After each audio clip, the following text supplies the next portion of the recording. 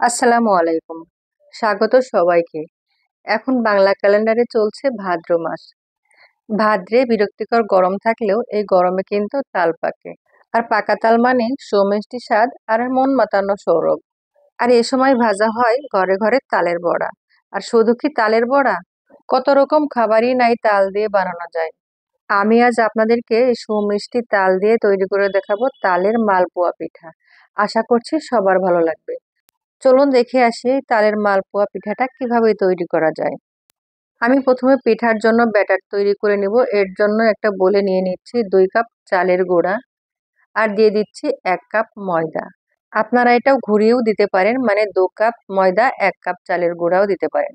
এবারে দিয়েছি সামান্য লবণ আর 1 কাপ দিয়েছি তালের রস।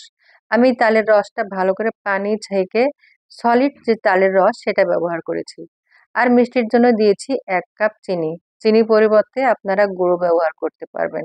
আর লিকুইড হিসাবে এখানে ব্যবহার করছি আমি দুধ। আর দিচ্ছি 1 টেবিল চামচ সাদা তিল, একটু টেলে নিয়ে দিয়েছি। তবে এই দুধের পরিবর্তে আপনারা পানিও দিতে পারেন। আর লিকুইডটা আমি একবারে মেশাবো না, একটু একটু করে বারে বারে মিশাবো। দেখা যায় যে অনেক সময় একবারে দিতে গেলে ব্যাটারটা পাতলা হয়ে যায়, তাই আমি বুঝে শুনে তারপরে দিব। আমি একটু ফেটিয়ে নিয়ে বাকি যে দুধটা ছিল সেটাও দিয়ে দিচ্ছি, দিয়ে আবারও একটু ভালো করে ফেটিয়ে নিব।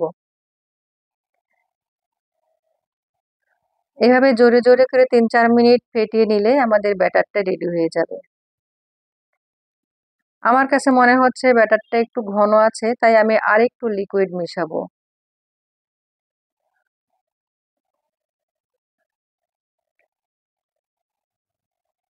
আমি যে কাপে করে দুধটা দিয়েছিলাম সেই কাপটা ধুয়ে আরেকটু পানি অ্যাড করছি। পানিটা দিয়ে আরেকটু এভাবে ফেটিয়ে নিব। ফেটানো হয়ে গেলে আপনাদেরকে ব্যাটারটা দেখাচ্ছে এটা কিরকম ঘনত্ব হবে। ঠিক এরকম ঘনত্ব হবে। আমার এখানে মোট পানি লেগেছে 1 কাপ থেকে একটু বেশি, মানে 1/4 কাপ। এখন আমি মেশাচ্ছি নারকেল। এটাও একদম অপশনাল, আপনারা কেউ চাইলে বাদও দিতে পারেন। আর পানির পরিমাণটা আপনারা বুঝে দিবেন, কারণ অনেক সময় তালের রস দেখা যায় যে পাতলা থাকে, আবার অনেক সময় তালের রস ঘন থাকে। আবার চালের গুঁড়া এবং আটা বা ময়দার প্রকারভেদেও কিন্তু পানি কম বেশি লাগতে পারে। সেটা বুঝে আপনারা পানিটা অ্যাড করবেন। আর ঘনত্বটা তো দেখিয়ে দিয়েছি, সেভাবেই আপনারা ব্যাটারটা রেডি করবেন। একদমই সোজা। আমাদের ব্যাটারটা রেডি। এখন ঢাকনা দিয়ে ঢেকে আমি 10 মিনিট রেস্টে রেখে দেবো। এবার এই 10 মিনিট পর আরেকটু ফেটে নিয়ে আমি সরাসরি চলে যাচ্ছি চুলায় ভাজতে। আমি চুলায় একটা লোহার কড়াই বসিয়েছি। যখন লোহার কড়াইটা পুরোপুরি গরম হয়েছে, এখানে আমি দিয়ে দিয়েছি 2 কাপ সয়াবিন তেল। আর এখানে একটা গুরুত্বপূর্ণ টিপস হচ্ছে এই যে লবণ। এই লবণটা দেওয়ার রিজন হচ্ছে এতে করে পিঠাটা তলায় ধরে যাবে না। তেলটা যখন পুরোপুরি গরম হবে তখন আমি পিঠার ব্যাটারটা দিয়ে দিয়েছি। আর সবগুলা পিঠা যাতে সমান হয় এর জন্য আমি কাপ ব্যবহার করেছি। ব্যাটারটা দিয়ে 1-2 মিনিট পর উপর থেকে এভাবে করে তেল উঠিয়ে দিচ্ছি, এতে করে পিঠাটা ফুলতে সাহায্য করবে। 1 থেকে 2 মিনিট পর পিঠাটা আমি উল্টে দিব। সাধারণত আমরা যে মালপোয়া পিঠা তৈরি করে থাকি সেটা কিন্তু একটু কম সময় লাগে, আর আমরা যে তাল দিয়ে মালপোয়া পিঠা তৈরি করে একটু সময় সাপেক্ষ 3 থেকে 4 মিনিট একটা ব্যাচ ভাজতে সময় লাগে। সেটা বুঝে আপনাকে ভাজতে হবে। 2 বার উল্টিয়ে দেওয়ার পর একটু চেপে চেপে ভালো করে দিবেন, এতে করে ভিতর থেকে আর কাঁচা থাকার সম্ভাবনা থাকবে না।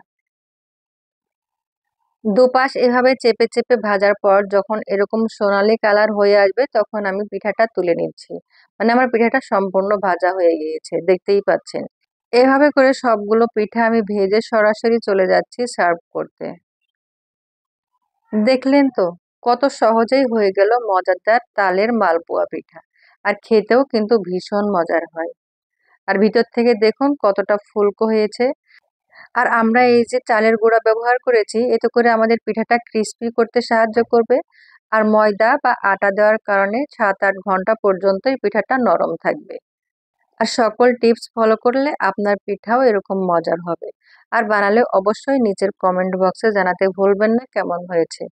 বিদায় নিচ্ছি। আর আমন্ত্রণ জানাচ্ছি নেক্সট ভিডিও দেখার জন্য। সবাই ভালো থাকবেন। আল্লাহ হাফেজ।